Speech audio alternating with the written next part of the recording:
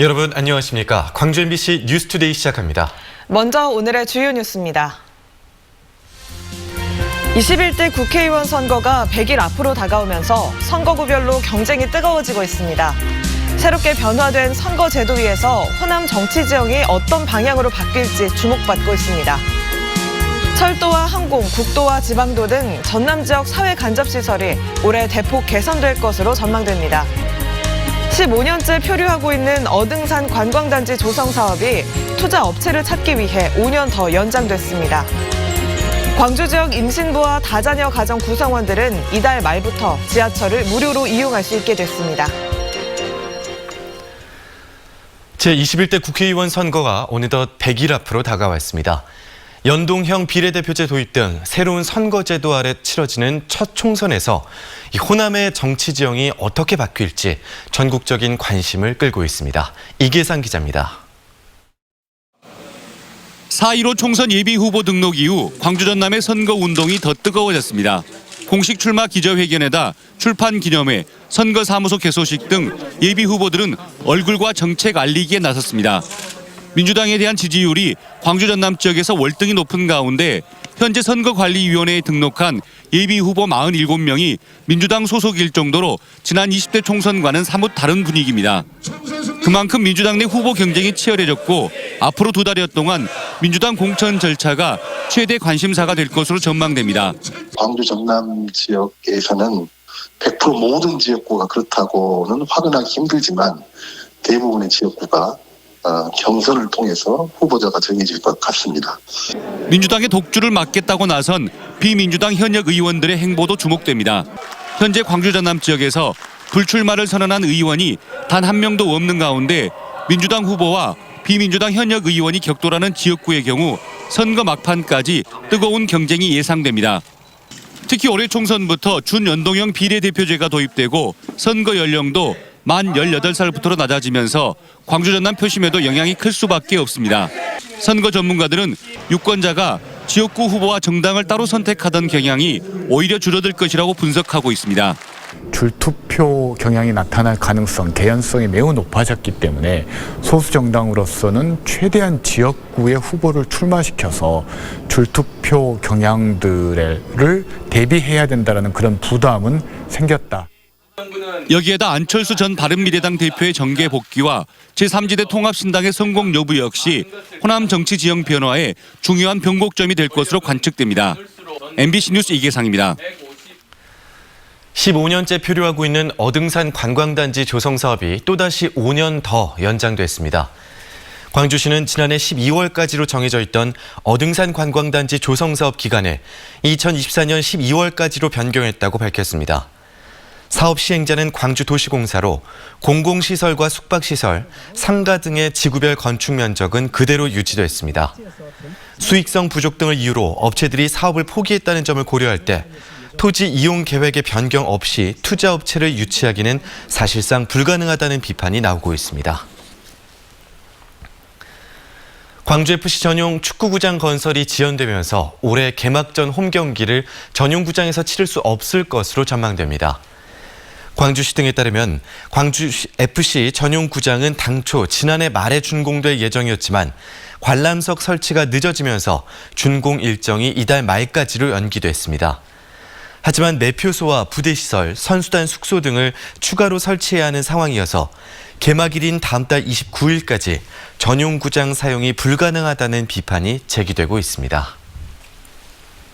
오늘은 절기 소환입니다. 우리나라는 이 소환쯤에 가장 춥다고 하는데요. 절기답지 않게 비교적 포근한 날씨 덕에 오늘 눈이 아닌 비 소식이 이어집니다. 현재 레이더 영상 보시면 광주와 전남 북부 지역을 제외한 거의 모든 지역에 비구름대가 머물러 있는데요. 오전 중에 광주 전남 모든 지역으로 비가 확대되겠고 모레인 수요일 낮까지도 비가 이어질 전망입니다.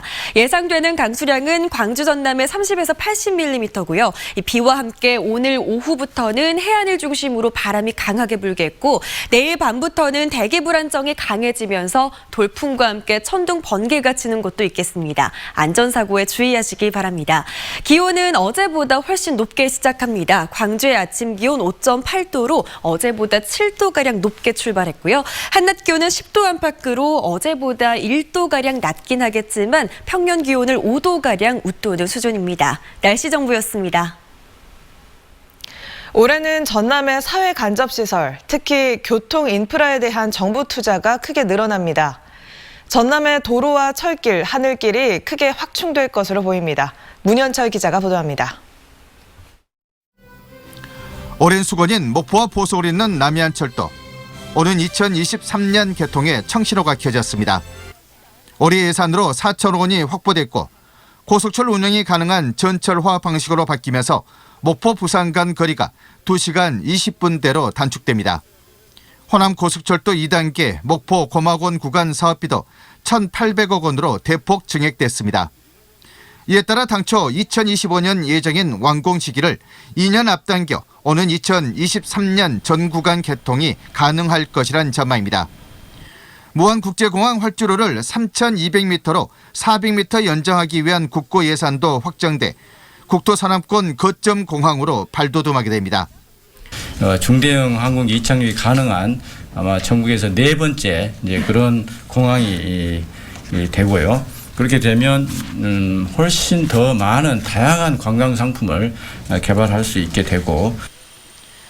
올해 3,700억 원의 예산이 확정된 광주 완도 고속도로는 1단계인 광주 강진강 구간이 2023년에 완공 예정이고 2단계인 강진 해남 구간도 2025년 개통을 목표로 하고 있습니다. 예비 타당성 조사가 면제된 앞에 화원 등 국도 77호선 두 구간이 올해 착수됩니다. 또 국립공원 심의위원회에 발목 잡힌 흑상공항 건설 사업은 일단 50억 원의 국고를 확보했습니다. 지방도 또한 올해는 가시적인 성과가 기대됩니다. 무안 청계에서 무안국제공항을 잇는 도로가 올해 말 개통되는 등 국가지원 지방도와 지방도 건설에 1,580억 원이 투입됩니다. 우선 일로몽탄 동강간 고가지원 지방도가 착공 10년 만에 개통됩니다. 14.5km에 2천억 원이 투자되었습니다. 남학 도청에서 나주 혁신 도시간을 오가기가 훨씬 더 수월해졌습니다. 올해 전남 지역 SOC 현안 사업에 쏟을 국고 예산이 1조 2,900억 원. 특히 고속도로와 공항 철도 예산은 지난해보다 2,400억 원이나 증가해 역대 최대 규모를 기록했습니다. 육로와 철길, 하늘길까지 전남의 2020년은 지역 경제를 견인할 교통 인프라를 한 단계 높이는 전환점으로 주목받고 있습니다. MBC 뉴스 문현철입니다. 이달 말부터 광주 지역 임신부와 다자녀 가정은 도시철도를 무료로 이용할 수 있게 됐습니다. 광주 도시철도공사는 오는 30일부터 임신부 본인과 3자녀 이상 가정의 부모 자녀에게 전용 카드를 발급해주고 지하철과 상무역 환승 주차장을 무료로 이용할 수 있도록 한다고 밝혔습니다. 관련 복지 혜택을 희망하는 이용자는 해피아이 교통카드 발급 신청서를 작성한 뒤 가까운 도시철도역에 접수하면 됩니다. 또한 야간 시간대에 지하철 역사에 아이를 맡길 수 있는 긴급 아동보호 서비스도 새롭게 제공됩니다. 노태우 씨의 장남 노재헌 씨가 5.18 진상규명조사에 협조하겠다고 밝혀 5.18 40주년을 앞두고 성과를 낼 수 있을지 주목됩니다. 5월 어머니집에 따르면 지난달 5일 5월 어머니집을 방문한 노재헌 씨는 5.18 자료를 공개해달라는 5월 어머니들의 요청에 대해 조만간 집을 정리하는 과정에서 관련 자료가 나오면 전달하겠다고 말했습니다. 노재헌 씨는 노태우 씨의 회고록 개정판을 출간하는 일도 검토하겠다고 밝혀 5.18의 진범임을 부인했던 노태우 씨의 진술이 번복될 수 있을지 관심을 끌고 있습니다.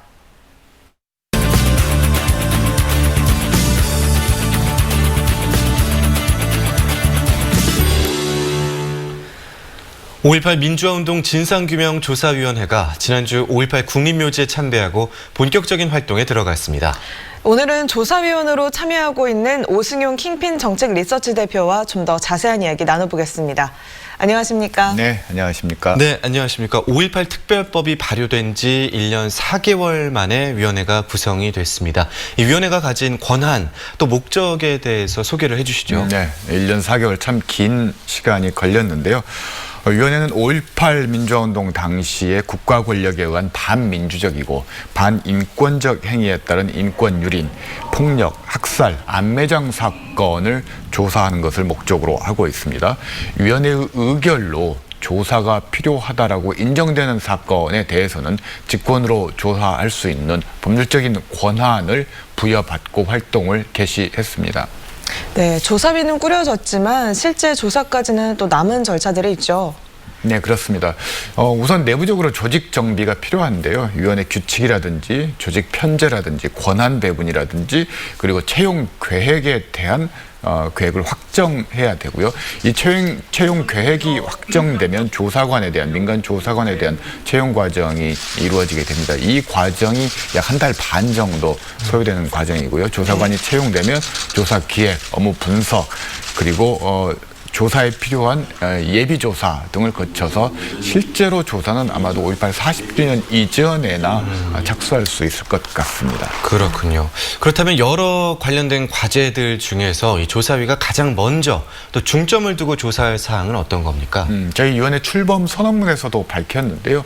가장 중요하고 국민적 관심사가 집중되어 있는 발포 명령 책임자, 누가 발포 명령을 내렸는가, 그리고 만약에 지휘권과 다른 이에 의해서 발포 명령이 내려졌다면 지휘권 이원화의 책임까지도 조사하는 것을 최우선 과제로 삼고 있습니다.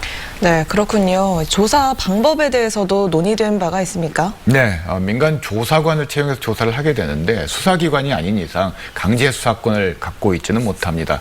그렇지만 강제 구인 같은 조사 수단들은 없지만 청문회를 개최한다든지 또 조사 과정에서 명백한 위법 사항들, 증거들이 발견될 경우에는 특별검사 요청도 할 수 있는 그런 권한을 부여받았습니다. 네, 피해자에 대한 이야기는 그동안 많이 나왔습니다만 이 가해자의 증언이 더 필요하다는 목소리가 많거든요. 조사위원회 차원에서 어떤 고민이 있으실 것 같습니다. 네, 출범 선언문에서 역시 언급되어 있습니다만 자료가 한계가 있기 때문에 가해자의 고백이 필요합니다. 우선 광주광역시에 이미 신고센터가 마련돼 있고요. 5.18 기념재단의 진실 고백센터가 현재 운영 중입니다. 저희 위원회 내에도 내부 의결을 거쳐서 가해자의 신변을 보호하고 사후관리까지 담당하는 고백센터를 운영할 예정입니다.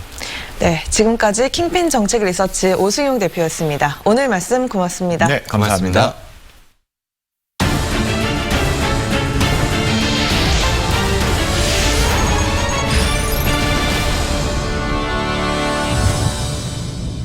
어제 오후 3시 20분쯤 화순군 도곡면의 한 주택 뒤편 야산에서 벌목을 하던 70살 서모 씨가 나무에 깔려 숨졌습니다. 서 씨는 베어진 나무에 몸이 깔렸고 함께 있던 서 씨의 부인이 119에 신고해 병원으로 옮겨졌지만 숨졌습니다. 경찰은 서 씨가 쓰러지는 나무를 피하지 못한 것으로 보고 정확한 경위를 조사하고 있습니다. 남편을 둔기로 살해한 혐의를 받고 있는 60대 여성이 부부싸움 도중 범행을 저질렀다고 경찰에 진술했습니다. 광주 서부경찰서는 어제 새벽 자신의 원룸에서 남편 55살 B씨를 둔기 등으로 살해한 혐의를 받고 있는 61살 A씨가 부부싸움 도중 우발적으로 범행을 저질렀다고 진술했다고 밝혔지만 부부싸움의 이유에 대해서는 밝히지 않았습니다. 경찰은 숨진 B씨를 부검해 정확한 사인과 범행 동기 등을 밝히는 한편 A씨에 대해 구속영장을 신청할 예정입니다. 서해어업관리단이 어제 오후 2시 30분쯤 신안군 흑산면 가거도 북서쪽 32km 해상에서 불법 조업을 하던 중국어선 2척을 납포했습니다. 이들 중국어선들은 허가받은 것보다 많은 어획물을 포획할 목적으로 실제 어창에 보관된 어획물보다 많은 양을 싣고 우리 수역에 들어온 것처럼 허위 보고한 혐의를 받고 있습니다.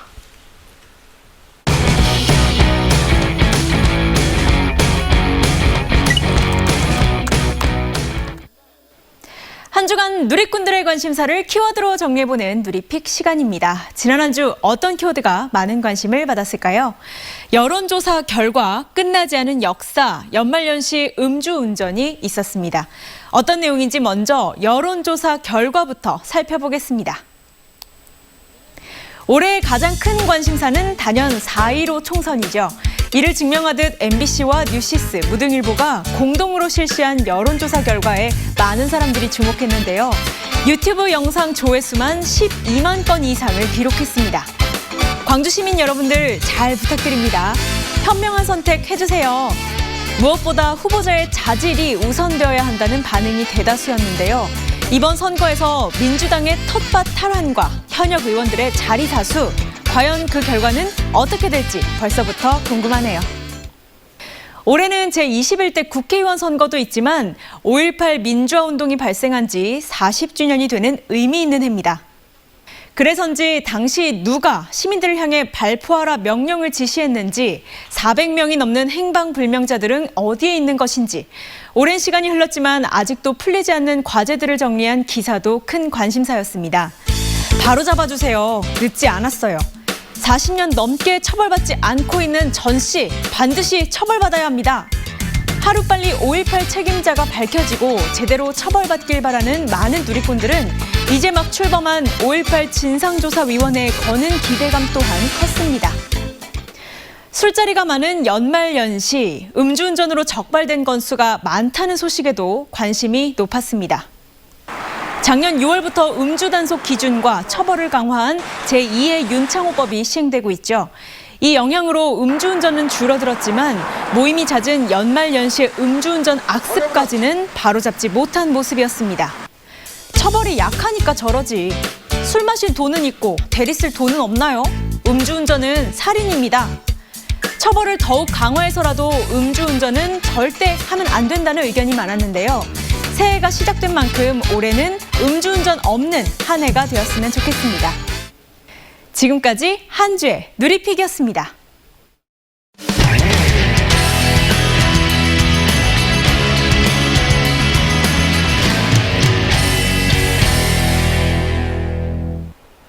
대구와 경북은 선거 때마다 호남과 비슷하게 특정 정당이 독주하는 모습을 보였습니다. 그런데 올해 총선에서는 선거제 개편과 보수 분열의 여파로 지금까지와는 다른 양상이 펼쳐질 수 있다는 예측이 나옵니다. 대구 MBC 조재한 기자입니다. 4년 전 총선에서 김부겸 의원이 대구에서 당선되자 더불어민주당은 지역구도를 깬 전국 정당이 됐다고 선언했습니다. 다시 총선을 앞두고 여당은 여전히 열세지만 여야 협업과 소통의 정치를 하겠다며 지지세 확장을 노리고 있습니다. 앞으로 대구의 미래를 위해서 같이 협업해서 경쟁하면서 협업해서 대구를 위해서 열심히 일하겠다는 그런 당위론적으로 좀 전략적 선택을 좀 해달라고 이제 그 유권자들에게 호소할 계획입니다. 정부 여당의 강경 일면도 투쟁을 고수해온 자유한국당은 대구 경북 전 지역구 승리를 목표로 하고 있습니다. 대구 경북 중심의 물갈이식 인적 쇄신 방식에 강한 거부감을 보여 공천 과정에 적지 않은 갈등을 예고하고 있습니다. 대구 경북이 늘 정치 실험의 대상이 될 수는 없는 것이거든요. 그래서 대구 경북이든 어디든 간에 동일하게 이 시대에 맞는 세대 교체론, 또 능력이 있는 사람에 대해서는 제대로 평가를 하는 것. 특히 군소정당에 유리한 연동형 비례제가 도입돼 보수 간 맞대결 가능성이 커지면서 대구 경북 판세에 큰 변수로 떠올랐습니다. 과연 이제 통합해서 어떤 선거 과정에서 제휴까지도 할 수 있을지가 선거 결과를 가늠하는 중요한 관전 포인트일 겁니다. 지금으로 봐서는 여러 가지 노력들은 하고 있지만 그렇게 간단치 않으리라는 생각이 들고요. 보수 정치권이 여러 갈래로 나뉘는 가운데 대구 경북이 보수의 아성을 이어갈지 뿌리 깊은 지역구도를 무너뜨릴 폭풍의 진원지가 될지 21대 총선 석 달 앞으로 다가왔습니다. MBC 뉴스 조재한입니다. 지난 연말 선거법 개정으로 유권자 연령이 만 18세로 낮춰졌는데요.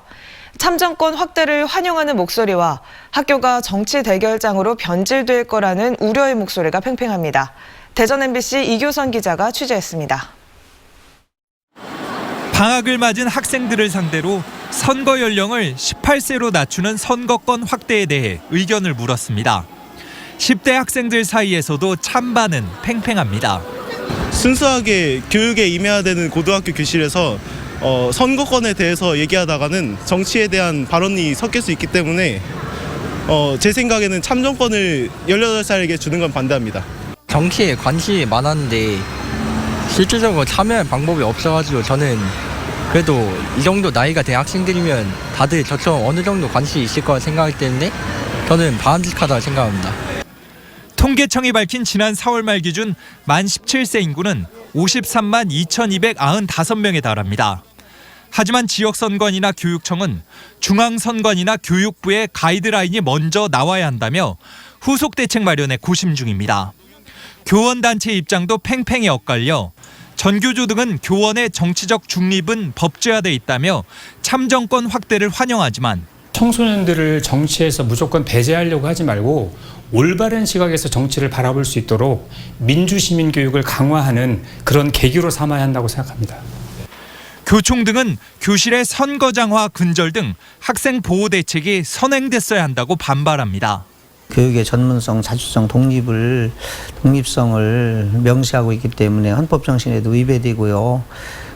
그리고 지금 학칙과도 아직 학칙이 미비된 상태에서 이런 선거 사범이 발생했을 때는 민법이라든가 청소년법도 충돌이 예견되므로 혼란이 불가피할 거라고 봅니다. 18세 선거권 확대가 교육 현장의 혼란 없이 민주주의 발전으로 이어지기 위해서는 면밀한 후속 대책 마련이 시급해지고 있습니다. MBC 뉴스 이교선입니다. 광주시가 어린이 교통사고 사망자가 발생하지 않도록 예방시설을 대폭 강화하기로 했습니다. 광주시에 따르면 지난 2017년 광주에서 어린이 6명이 교통사고로 사망한 이후 작년과 재작년에는 어린이 사망자가 발생하지 않았습니다. 이에 따라 광주시는 올해도 어린이 교통사고 사망자 없는 해를 만들기 위해 스쿨존 노랑신호등 도색 작업과 CCTV 확대 설치, 교통안전지킴이 운영 등 교통안전 대책을 강화하기로 했습니다. 전남 지역 기업들이 1월 경기를 부정적으로 전망했습니다. 한국은행 광주 전남본부에 따르면 전남의 1월 기업 경기 전망지수는 제조업이 62, 비제조업이 76으로 모두 기준치인 100을 밑돌아 기업 경기가 지난달보다 좋지 않을 거라는 전망이 우세했습니다. 기업들이 꼽은 경영 애로사항으로는 인력난과 인건비 상승이 가장 많은 비율을 차지했고 불확실한 경제 상황과 내수 부진 등이 각각 뒤를 이었습니다.